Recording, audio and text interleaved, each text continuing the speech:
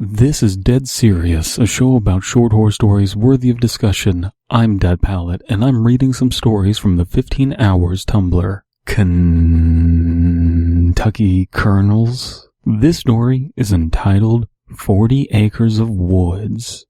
As always, you can find the story down below in the description. Let's get right into this. I lived in the woods my whole life. 40 acres of property. My family house far back from the road. The very definition of seclusion. The only visitors we ever got are the ones we plan on. Nobody has any reason to come down here. In fact, most never even see our driveway from the road. Growing up in an area where there's nothing but highways and corn and fields, like Ohio, it's very easy for me to place myself here. But I wonder, for you, maybe if your situation is different, can you identify with this? Let me know down below. Basically, I lived a peaceful life here. A small town. Everyone knows everybody else.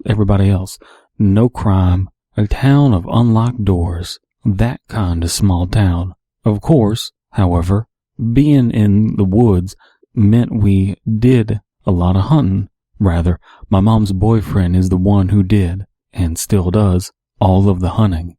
Because of this, we have cameras set up all throughout the woods so he can see if there's deer or other wild animals out and about. For years, all we did see was wild animals. So our narrator is rather young to be living at home with their parents, or they're a millennial like myself. So hopefully we're going to be seeing something bizarre or surreal through the lens of cameras. I think that's what this is setting up for. Wonder what it will do with our expectations. Then, a year or so, we caught a strange shape on the cameras. Ron called us all over to see if we could figure out what it was. The lens must have been dirty or something, because the picture was really blurry. All I could make out was a vague, tall, dark shape. Ron thought it looked like a bear on hind legs. My mom, always the paranoid one, immediately started freaking out and saying it was a man.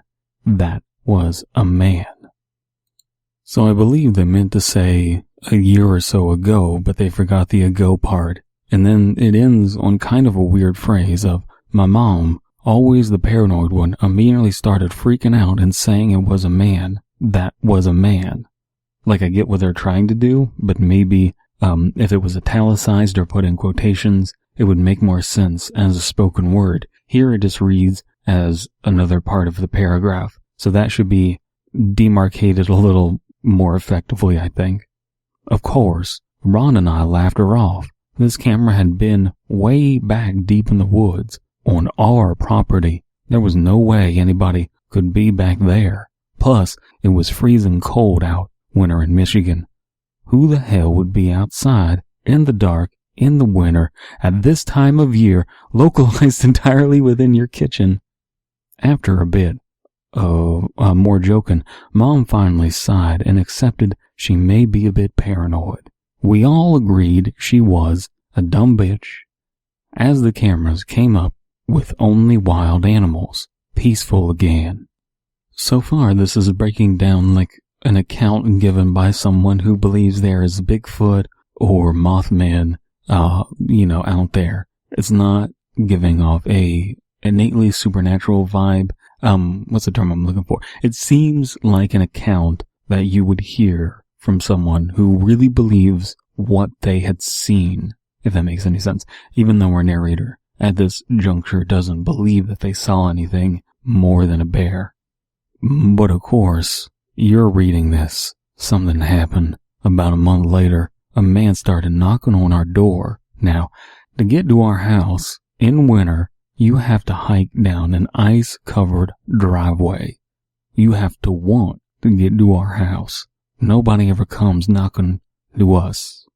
Whenever there's the possibility of there being some sort of monster, if you can rewrite it in any way possible to make it a human, that is instantaneously more interesting to me. So I wonder what this human is getting up to knocking on the door. And yet, against my mother's wishes and all logical thinking, Ron opened the door to reveal a man. He looked rough, poor. To add to that, he was asking for money. At 9 p.m. in the freezing cold weather, this man knocked on our door to ask for money. We didn't give him any, closed the door, and watched him walk away. We were all a bit put off. It's 9 o'clock, there's snow, freezing wind and ice. Not exactly weather to go door to door in. So this is what is happening. We're dealing with something that is improbable but not impossible. That's a nice area to be in, I think. Which brings me to a week after that. On our 40 acres of property, we have many deer blinds and hunting stands, which are only ever checked during season. Well, Ron and I went out to check them, deep back in the woods, checking the last deer blind we saw it, the busted off lock. I looked at Ron, but his gaze was focused on the lock. Time seemed to slow as he reached forward and lifted off the lock, opening the latch and letting the door open. He shined a flashlight inside. I don't know that it's entirely necessary to break down everything that you're doing to open up the door. I think it would be much more effective to just open up the door, shine the flashlight in very plain language. I feel it also necessary to quickly define a hunting blind, which is a cover device for hunters designed to reduce the chance of detection. Some are exceedingly simple, while others are complex, and that's what a deer blind is. The light revealed a dirty mattress, several blankets again, winter, and crumpled food wrappers along with empty cans. It smelled atrocious inside, and if I wasn't so used to the smell that you come across finding dead animals, I feel it would have been worse.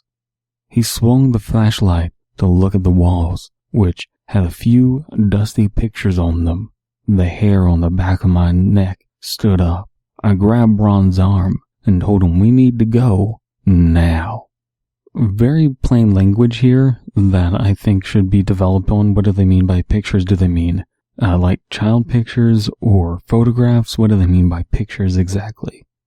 But I would be perturbed by this. It's like having your space violated. We latched the door again and hiked back to the house. Ron called the police while I walked around the house on a sudden feeling. I got a fresh layer of snow.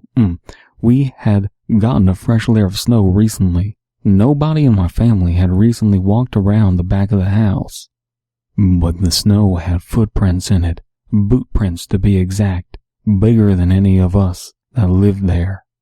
He'd been here, outside of our house for God knows how long. It's what they don't tell you about living on a large property. Sure, you get seclusion and privacy, but you can't keep an eye on everything. You can't watch every corner. But when the police came back around saying that it seemed the man had fled, you realize just because you can't see them doesn't mean they can't see you. Credited to Vesper Martini. A nice name, and I think a nice, quaint story. Nothing out of the world of possibilities. If you enjoyed the story, consider reblogging and liking the story as well. I'll say that the story is something you would just hear from a friend of like, this is a freaky encounter. And that's what I like. I just like to be told a freaky encounter.